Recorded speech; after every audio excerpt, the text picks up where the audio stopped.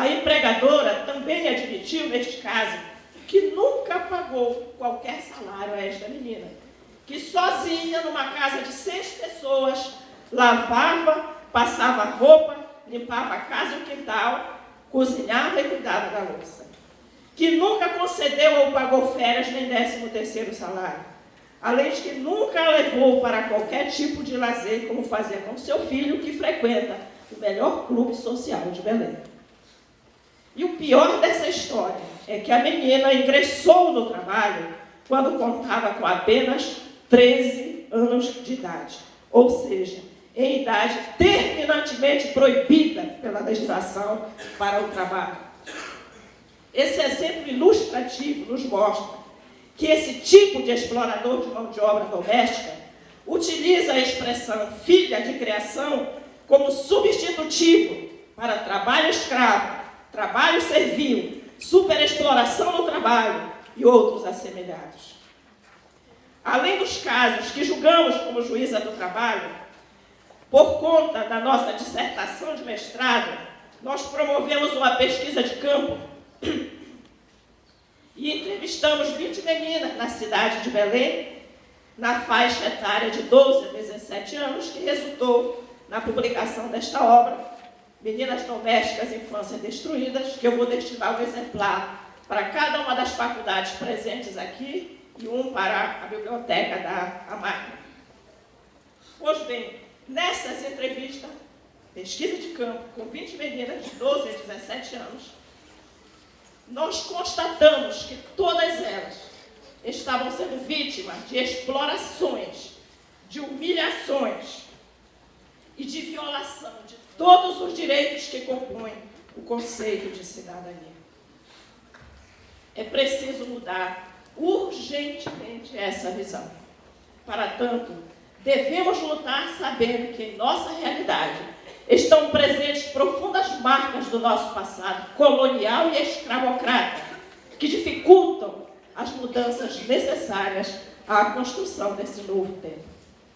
Como enfrentar essa inquietante situação social à luz dos normativos legais existentes?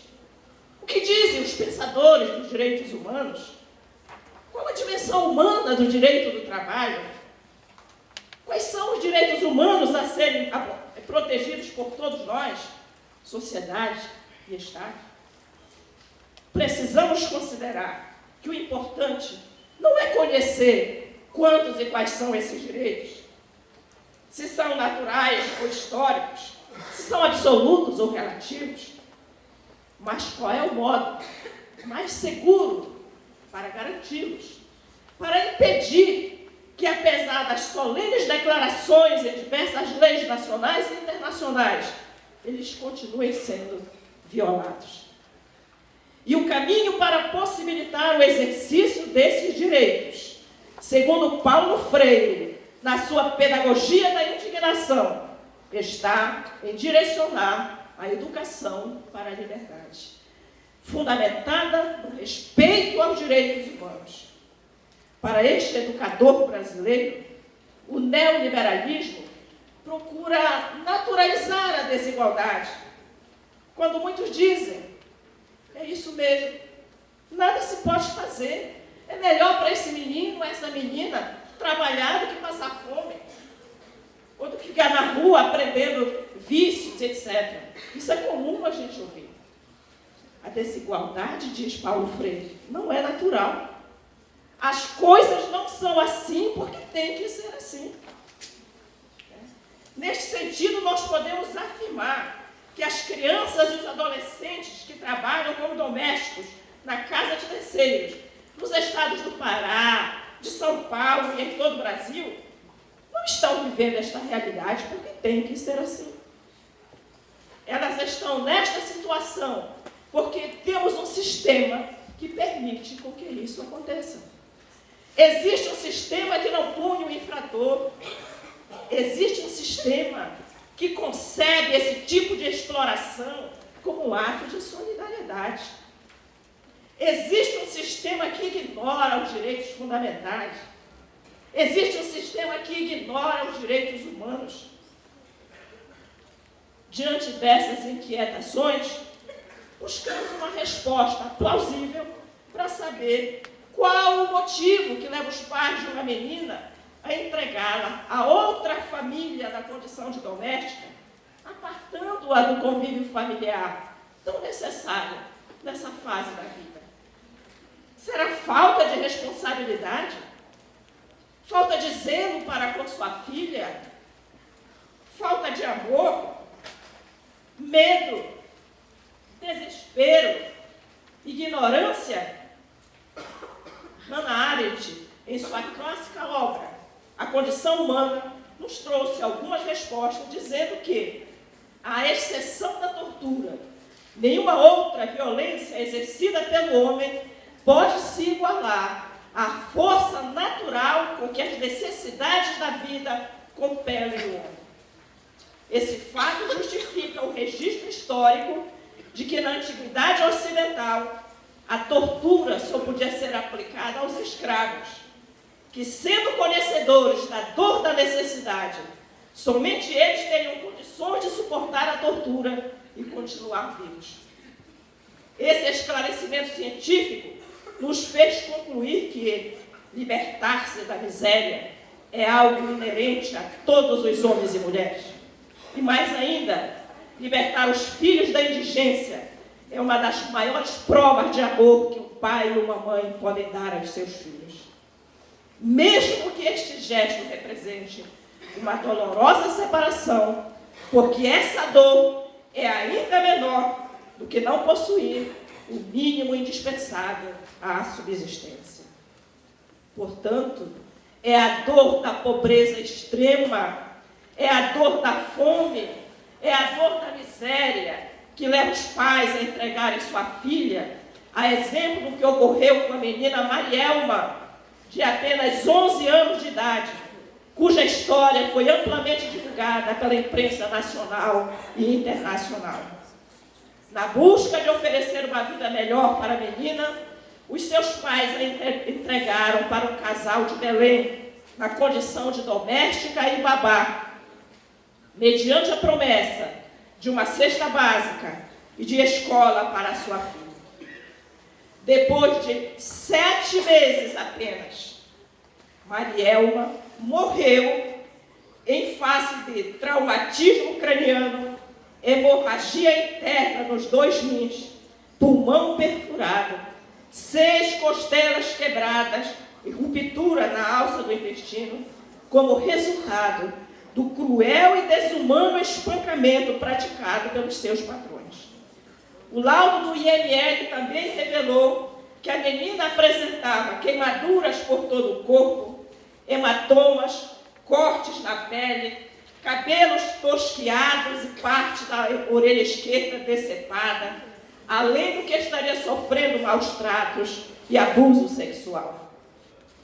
Relatos como este e de outros identificados em nossa pesquisa de campo nos fizeram questionar: as meninas trabalhadoras domésticas são de fato domésticas ou prisioneiras?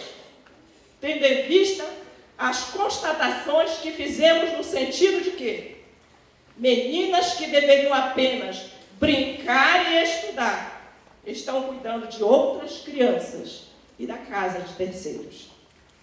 Meninas que estão lutando para sobreviver numa fase da vida em que deveriam apenas viver.